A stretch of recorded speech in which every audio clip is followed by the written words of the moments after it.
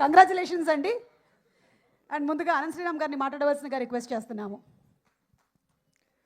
చుక్క నీరే చుక్క నీరే ఒక్క పూట సిక్కదాయే వచ్చి దాహం తీర్సవయ్యా ఊరికి పచ్చి గంగని పంపవయ్యా పైరుకి రెక్కలన్నీ ముక్కలాయే డొక్కలన్నీ సిక్కిపాయే వచ్చి కట్టం తీర్సవయ్యా సీమకి సచ్చి నీకే పుడతా మళ్ళీ జన్మకి మొక్కలన్నీ మొక్కుతా ఉన్నాయి దిక్కులన్నీ తొక్కుతా ఉన్నాయి గుక్కల్లోకి గుండెలు చేరి వెక్కి వెక్కి నిక్కుతా ఉన్నాయి నల్ల మబ్బు నల్ల హంసాయే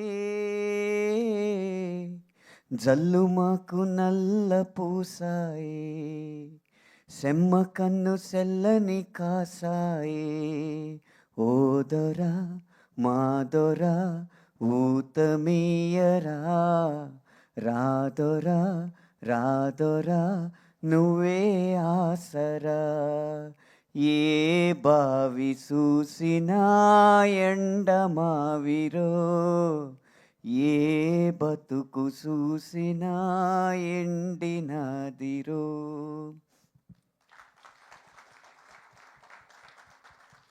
ఇంత అంగరంగ వైభవంగా సంబరంగా జరుపుకుంటున్న ఈ సక్సెస్ మీట్లో ఈ కరుణరసాత్మకమైన పాట ఏంటని మీకు సందేహం రావచ్చు.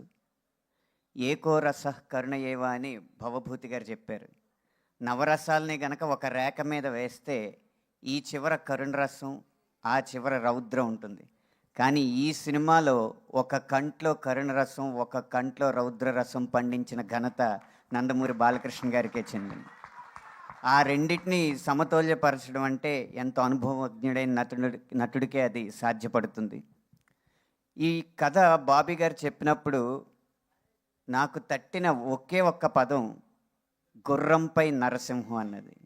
డేగా డేగా అన్న పాటలో గుర్రంపై నరసింహం అనేది బాలకృష్ణ గారి స్వారీ చూసిన తర్వాత తట్టిన పదం అన్నమాట. చాలామందికి ఏముంది గుర్రం మీద వస్తున్నారు కదా అనుకోవచ్చు. ఈ గుర్రపు స్వారీ అనేది వయస్సు అనేది కేవలం సంఖ్య మాత్రమే. ధైర్యానికి వయసుతో సంబంధం లేదని నిరూపించే ఘట్టం ఆయన చేసిన గుర్రపు స్వారీ. మనకందరికీ గుర్రం రెండు కాళ్ళ మీద నుంచుంటే చూపులకు చాలా బాగుంటుంది. దాన్ని హార్స్ రైడింగ్ ప్రక్రియలో రేరింగ్ అంటారు.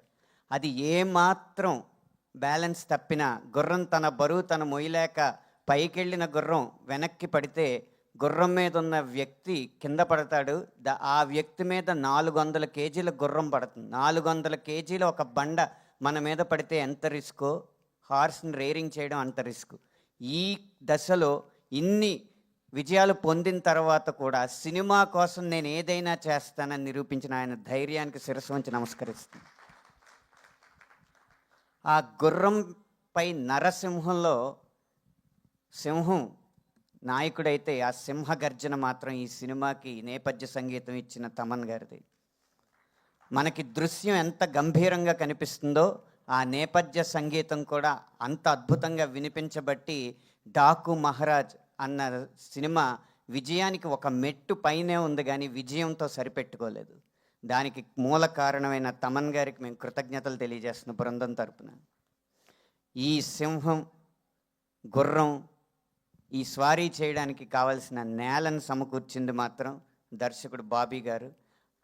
ఇప్పటి వరకు బాబీ గారి సినిమాలు ఒక ఎత్తు, ఇప్పటి నుంచి బాబీ గారి సినిమాలు ఒక ఎత్తు అనడానికి ఈ ఎత్తుకి మధ్య వారధిగా డాకు మహారాజ్ చరిత్రలో నిలిచిపోతుందని నేను మనస్ఫూర్తిగా విశ్వసిస్తున్నాను.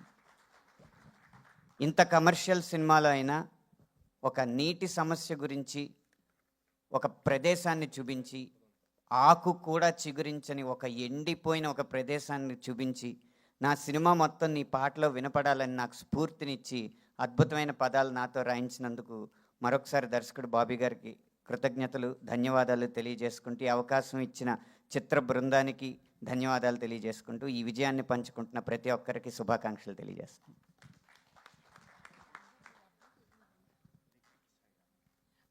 కాసర శ్యామ్ గారు మాట్లాడే ముందు కాసర శ్యామ్ గారి బాబు కూడా